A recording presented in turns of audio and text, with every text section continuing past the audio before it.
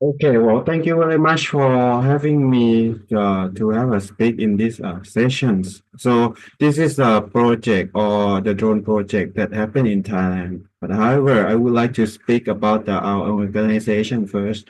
Um, our organization is a digital economy promotion agency, which we try to how to say uh, try to promote and try to uh, promote innovation and then empower our people and create opportunity for the everybody to be able to access to the digital.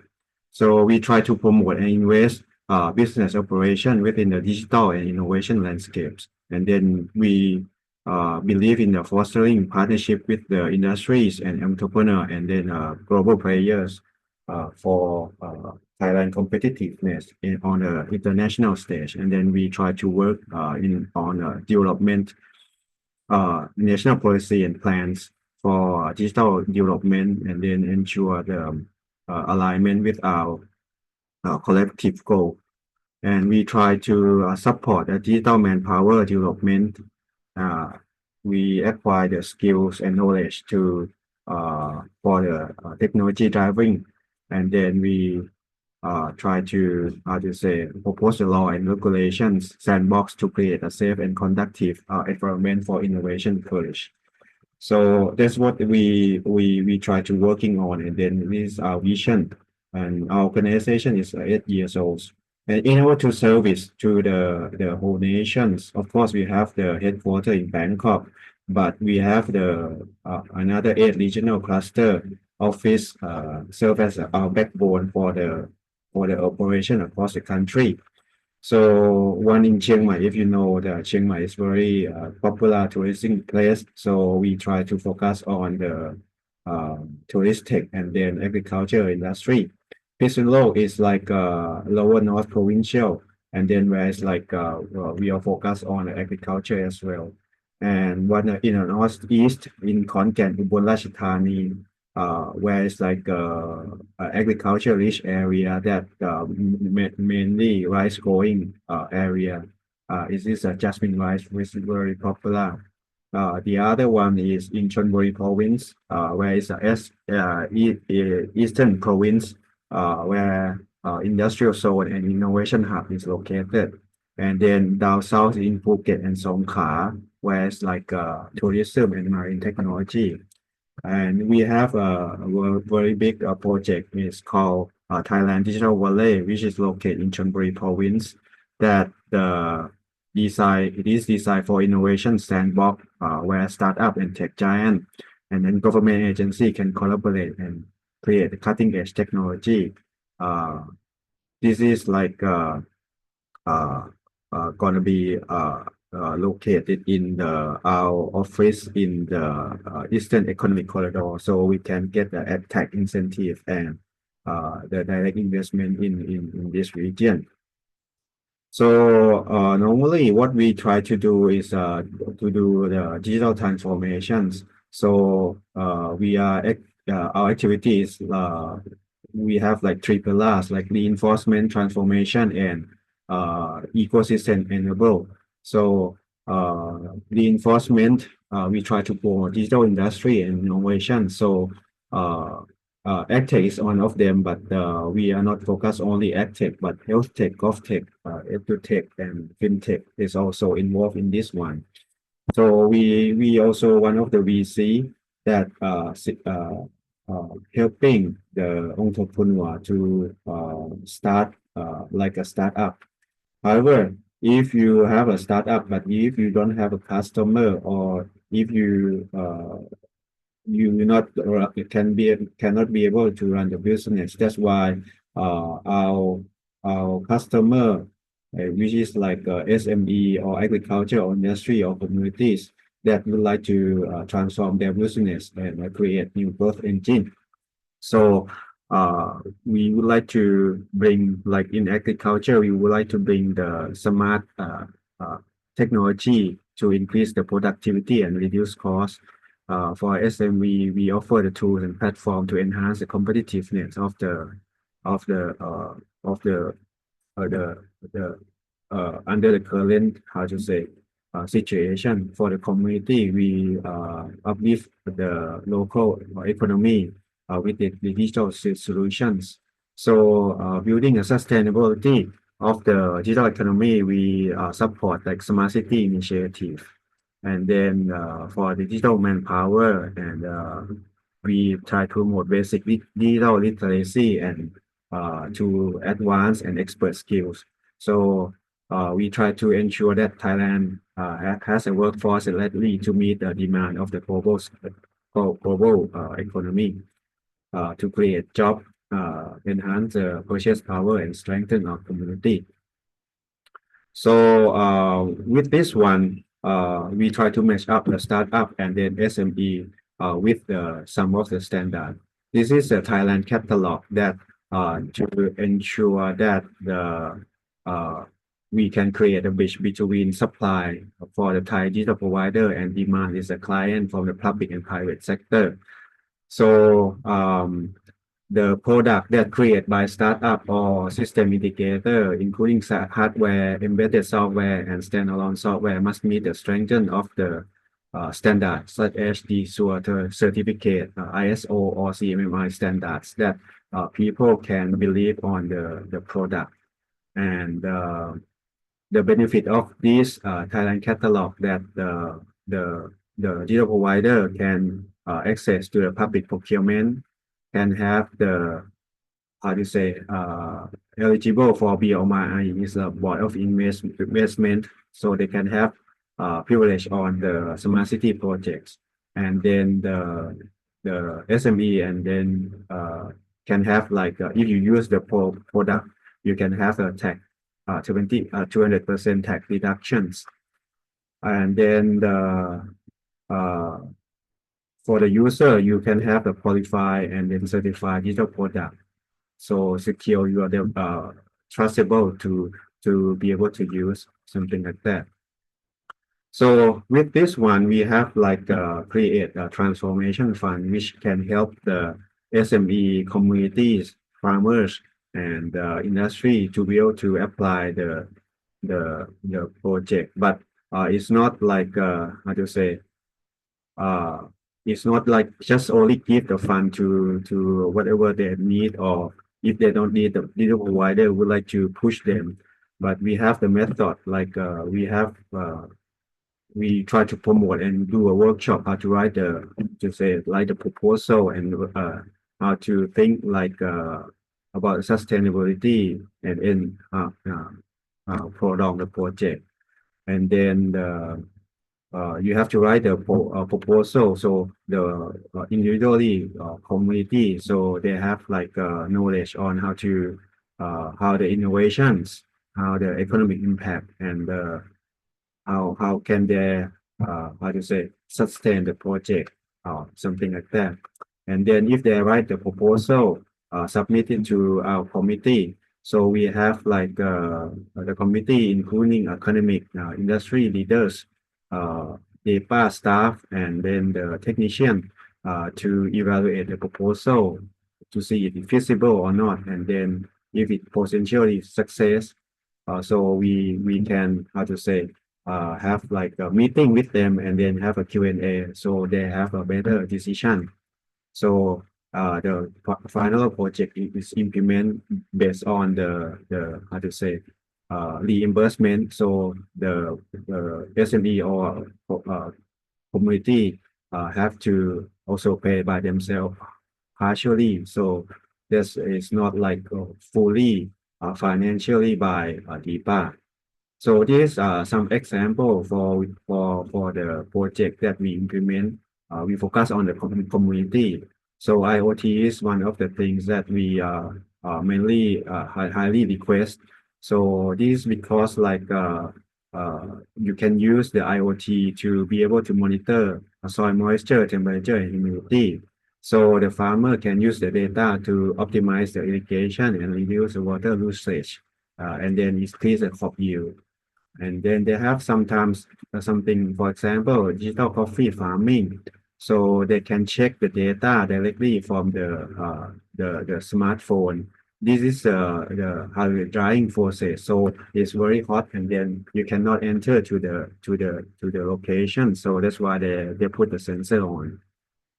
We have some greenhouse that we implement into the community, like a mushroom or something like that. So uh, uh, you can be able to control the ventilation, temperature, and light condition. So we can this can help the operation cost.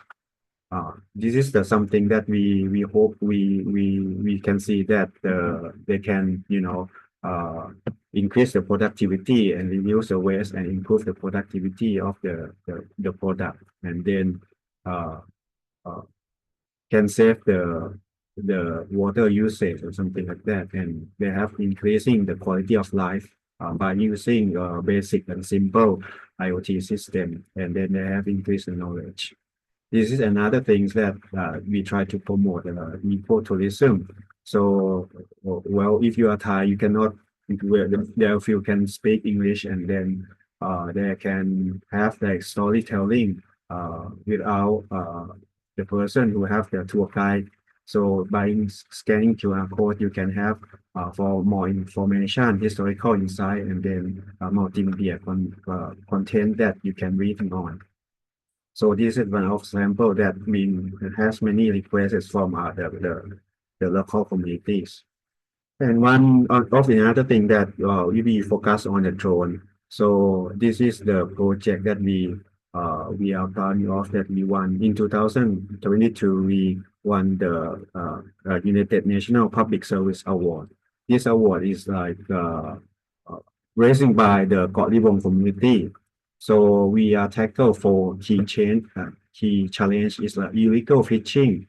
Uh, and then this is the sanctuary of Matani. So if they have a touring boat approach, there is like a sharp decline of the Matani.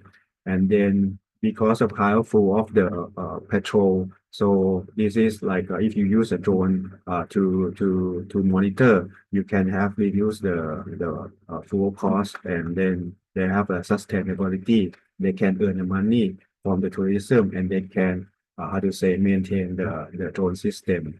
So the drone can tackle like monitor illegal fishing, can tackle and protect manatee is how to say the preserve animals, and then optimize the route for the tourist boats, and then to reduce the fuel consumption. So this is like raising and request by the community, and then we have our committee to measurement, and then the community also pay some of the of the money. We pay half, and the community pay half by doing this one. So from this one, the drone is being using since 2000, or the drone is the price is really going down. So that's why we have the some of the many requests of the drone, because of like we have many lands of agriculture lands, and then a lot of pests, and then that need to be pesticides.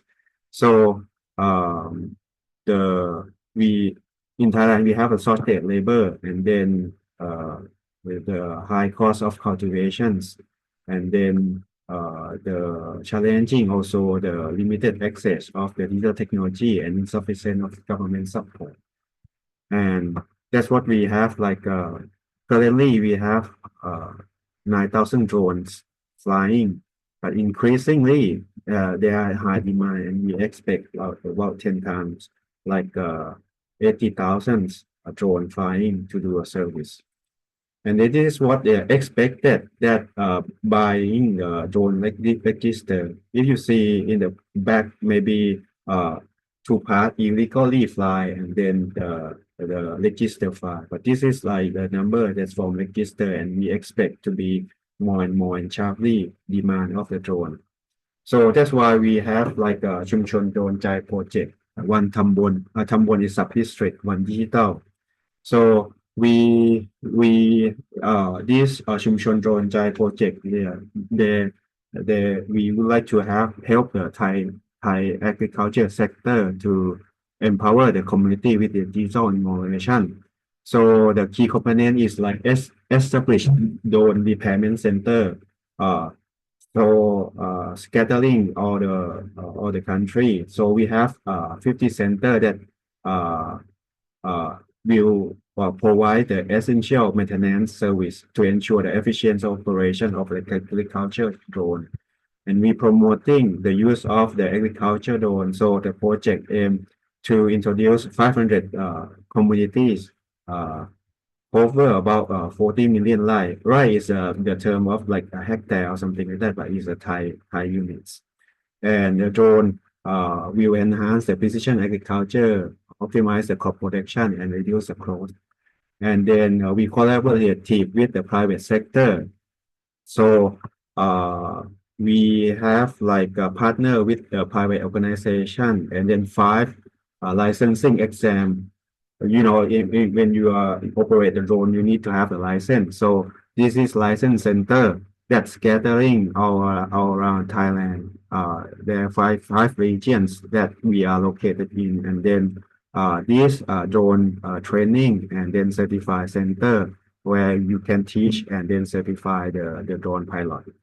So currently we are training about 1,000 drone pilot and then 100 repair technician to be trained and to meet the growth of the demand. So the local talent will be equipped with the knowledge and skill and then manage and maintain the drone operation efficiently.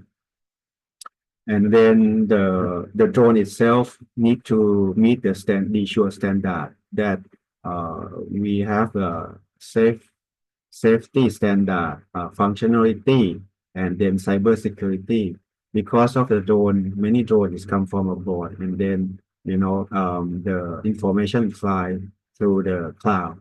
But however, the cloud need to be registered in Thailand, and then some information will be shared to the Thai Thai Thai user.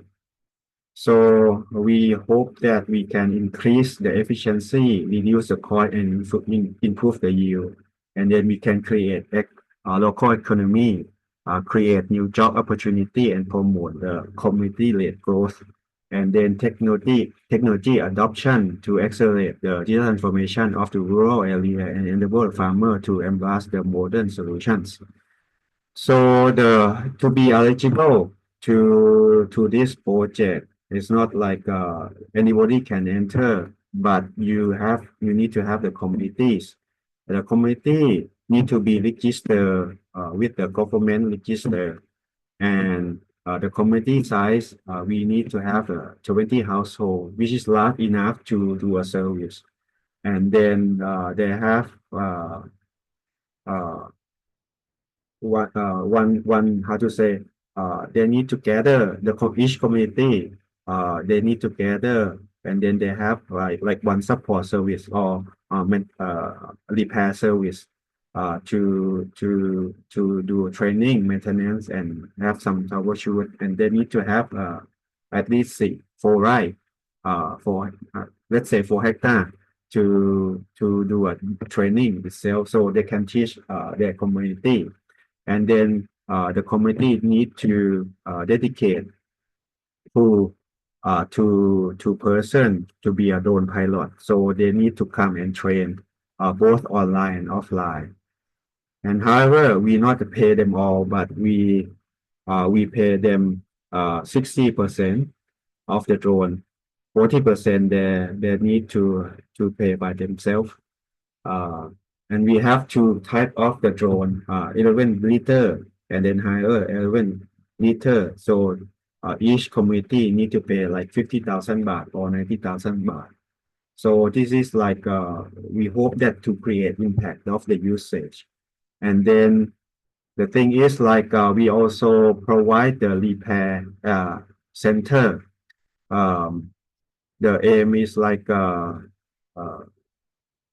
well in individual community, if they use of course, they need to maintain.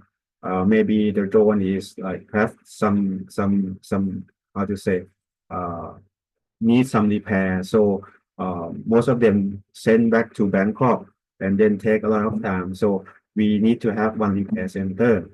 But the aim of the repair center is not like it's not create a new repair center, but we we recruit them from the old maintenance service like a TV service that can fix some electrical in the communities or local communities, but we create a new opportunity to be like a drone repairer. So they need to have a background on the electrical and mechanical on digital service of this one. And then this one, we expect that if you apply or raise yourself, so this center will can be repair the basic repairment, and then this also sell channel of the drone and related technology, and then they have like a coordinate within the community itself. So one repair service can serve 10 community, and that's we can create the sustainability because they can earn the money from the drone service within the community and outside the community, and if something went wrong they go to the repairman, and if they need a new drone they can also do a service this one as well. So this is we can create like an ecosystem that okay the technology can sell through a repair center, something like that, and then who's be eligible. So uh, the we need like for one repair shop, we need two person to come and then learn about how to repair, and uh, we sell like we give them some of the tools that there is a basic needs to do the basic repairment, and the one that apply they need to have the area service area about 40 square meter to have enough service. We can put the shelf, we can put the drone as a payment, and then they need to have how to say learning about 3 or 4 days for a basic service. One thing that I would like to mention, coming back to the how to say what I have present here. So the drone need to have a usual standard in order to create the trust because of safety. And the other thing is the drone need to have MIT standard, which is called Made in Thailand standards. So we would like to promote the local business, Thai business, Thai drone maker business. So this is why we put two standards together in order to the farmer to be able to select only if they have the safety and cybersecurity standard together with local made drone. So to doing this, what can I say is like in order to we give, but we transfer the right to the community. The community need to do a service about 2,500 lives within 1 year, so they can earn some money by flying drones to their local community, their community and service outside. This is one of the criteria. Another thing is they need to pay 40% of the total cost of the drone, and they need to have 2 person to be a drone pilot to be able to do a service. This is what the requirement that the drone light is transferred to the communities. So what we expect is like we cannot do alone. We got the fund from the digital fund foundations, and above here That's what I point out, laser pointer. This is the, how to say, the regulator that when we do a training, we need to have improvement of CAT, the regulator. And then this is the trainer of the, how to say, to train and then train the trainer.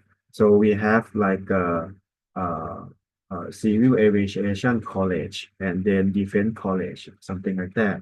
And then we put the coursework into the course standard.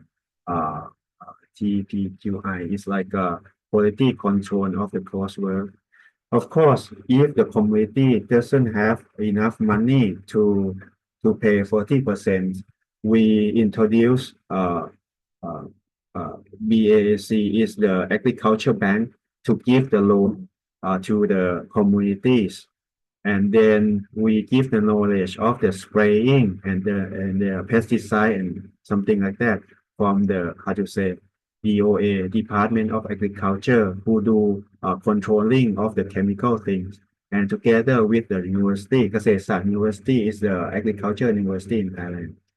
This is like the to give education, but the drone provider is the local drone provider. We have up to now 5 drone local drone maker that they have like at least 30% that how to say, they produce it in within Thailand. So what we expect is like we expect that we can reduce working time, we can create for the community. We can generate the income and reduce the cost, save the expense, and then we can enhance the quality of life and improve the productivities. So this is an image that we do a training, teaching, and then this is the drone repair center. So we put like the brochure, the board to promote, and then they have like a brand of the drone that they're being negotiate or sales arm of the local drone operator. Of course, it's not sales only the drone or repair drone. They can sell many things like agriculture things, machine or something like that, fertilizer or something like that. So we put the sticker and then do some promotion. So this is the center that can uh, create a new job, uh, create uh, the local communities, and then their TV repairer, so they can have another opportunity to enter to a drone business. And then we do some training and promoting. We also do some of the competition that to make sure that our drone operator are put up to the standards. So it's very fun to do like this and then create of the, how to say, awareness, and then they can talk to each others how to fly efficiently, and then how to make how to say, how to control, because like of course you many things you can do programming, but however in the real world they have like turbulence or something that happen. How can the drone operator or drone pilot do the things by themselves? So if the GPS losing track, how to do a safety or something like that, we can do like this. And then for the fix or something like that. So if the you need to fix, so you need to have a know each individual drone. For example, drone type A, type B, type C from the company A, B, C, D, E. So we have the competition. Every drone that involving in, they send the sample and then do competition how to repair more efficiently and check and then secure and then make it safe for the drone pilot. So this is what we have done this year, and then next year we try to monitor what we distribute to 500 drone, and then continue uh, doing this project for another year. So thank you for for, for listening. Preesan, thank you. That is fascinating. And what's really impressive at this is actually a really ambitious project and at scale, and really trying to change farmers, like really introduce a whole new technology. So it's very, very impressive. And I'm really impressed as well just by all the different elements you've thought about. So for example, we know that they break down, for example, and that you need people to be able to fix these drones. So you've thought about that. You've thought about how the farmers can access the drones financially. So you're not giving them away, but you're trying to create an economy around them. So it's a really interesting case study and initiative from a policy perspective. How do you design a policy to to be transformative? So I'm really interested to see in a year's time what your monitoring sort of finds. But even now, what would you say have been the three biggest challenges that you have faced so far in this project with farmers? The knowledge of the farmers to the technologies. Uh, this is one thing that the farmer is low educated. Uh, uh, they have another education, but of course for the digital and drone they have none or zero. The regulation of the Thai regulation maybe doesn't have up to date. So somehow we put up the drone to the limit, like the size of the drone, the height, the flight height, or something like that. Another thing is like the access to the fund or something like that is very difficult. Also, the promotion to the farmers, uh, whereas the farmers in the rural, so how to broadcast or how to promote or raise awareness of the drone or within this fund. So how to say the promotion budget is not that high. So somehow that is a word of mouth or something like that. But the scatter is not fast up to what we would like to have like a 1 year spread out from the project. But however, uh, with the limit of budget, promotion budget, and then the knowledge of the person, maybe this is also the barrier of the thing.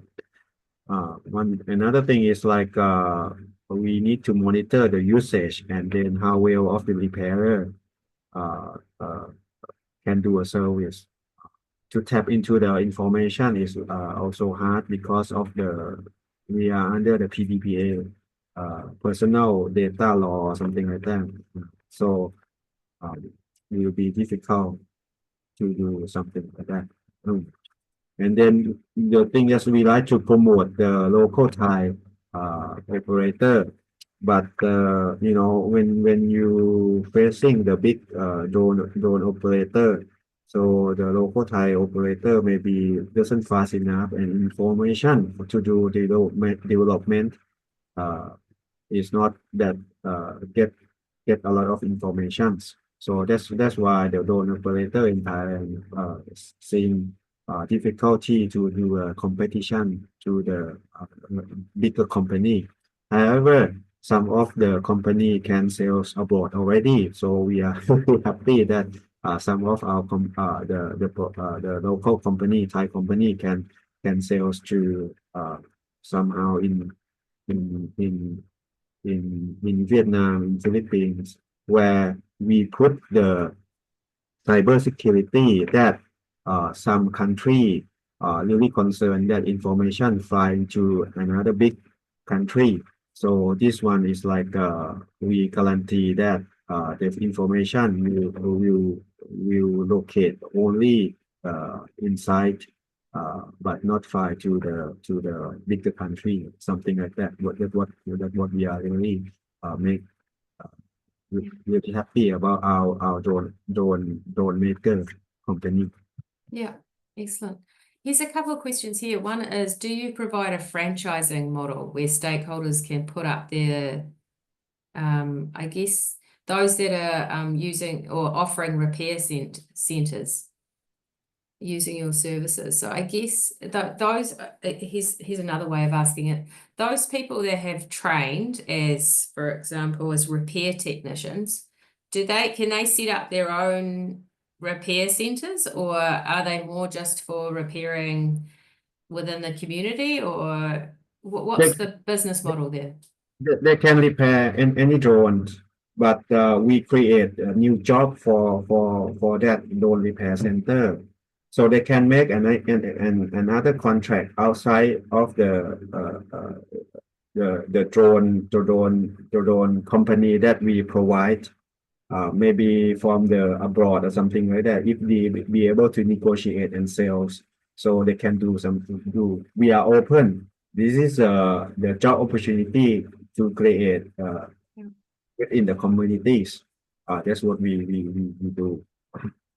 And I know that you're sort of not sort of measuring, I mean, you're doing the measurements of the performance of the project over the next year, but you initially targeted, and this is the difficulty, is getting such a big project off the ground. It's very impressive.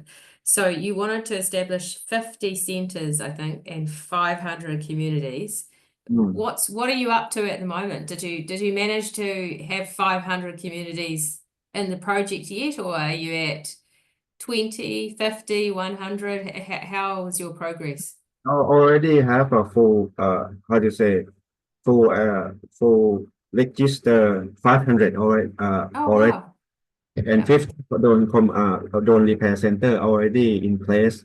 Wow. The drone repair center already be implemented. But the distribute of the drone is on the way, but we already approved 500 communities that they agree to pay with the price that I already mentioned. Excellent. Oh, that's actually very impressive. I've got a question for Yonglak. Are you still there? I was just going to ask you. I mean, this is kind of in the how do you scale out some of these new technologies in the world, in the real world, to the farmers? And I'm interested even with your work. I mean, do you see in the future that farmers might be releasing beneficials, for example, or do you see that as something that you would have just a trained like agricultural department official doing? Where do you see the role of the farmer there? Right. So in the USA, we have a kind of different system. So especially in the big state, like agriculturally big state, like California, for example, they have the job category called the pest control advisor.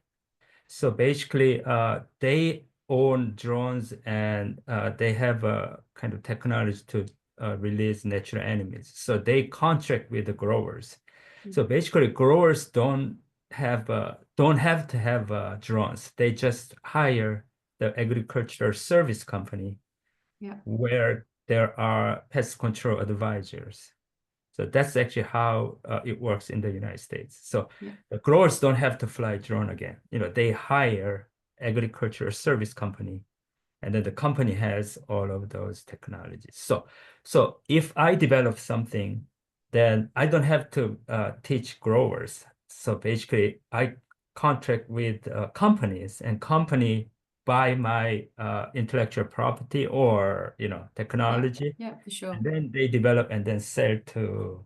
But I guess what's unique and kind of special about this model in Thailand, which I really like, is you're trying to upskill the community, the farmers. So there's within a community of farmers, when you're not giving every farmer a drone, you're actually upskilling some of those farmers so that they're getting extra skills and becoming having access and becoming empowered to actually do their own agriculture, because I guess flying a drone, as you said before, it's not actually, you've got a lot of autonomous drone technology coming on board, and the drone itself flying is not always the most difficult. It's the decision-making part. So having that, I guess, those extra skills, I think that's really impressive how you're trying to build a community there of more informed, more educated, more technology driven, and access there in the farming community. But it would be very difficult. I can imagine this change is going to take a while, although it seems you're very entrepreneurial in Thailand. So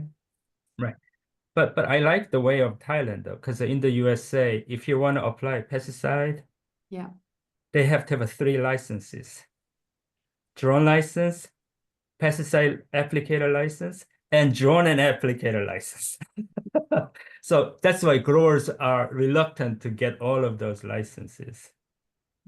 True. And That's why they actually, hire companies. that's a good question, and that's probably the last question before we go because we're 3 minutes over. But Preesan, does the drone they have you train the drone pilots, and do they then have to apply for a license?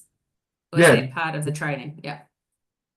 Every flight they need to register or they need to apply to the authority. And they need to have the knowledge of the chemical that they buy. But the operation maybe not doesn't the same as the US. The drone operator or the community can discuss with the authority, local authority, if they can use or something like that for the pesticides. But of course they have a legally register, but another thing, there are many illegally operations. That's why we would like to reduce that illegally by putting them legal and educated them to be educated. So they have to know that the safety factor in order to fly a drone, because some unexpected can happen during operations. Of course, you can do programming, but however, if something happen, you can be able to control or be able to or auto landing or something, like make it fly back to the base or not. This is the best knowledge that each pilot or each local community can should know or must know for the basic operations. So this is what we try to educating. Otherwise, there are many illegal drone flyers, but that one we doesn't support. Excellent. That's a great answer. That's a really important point, is also building that capability.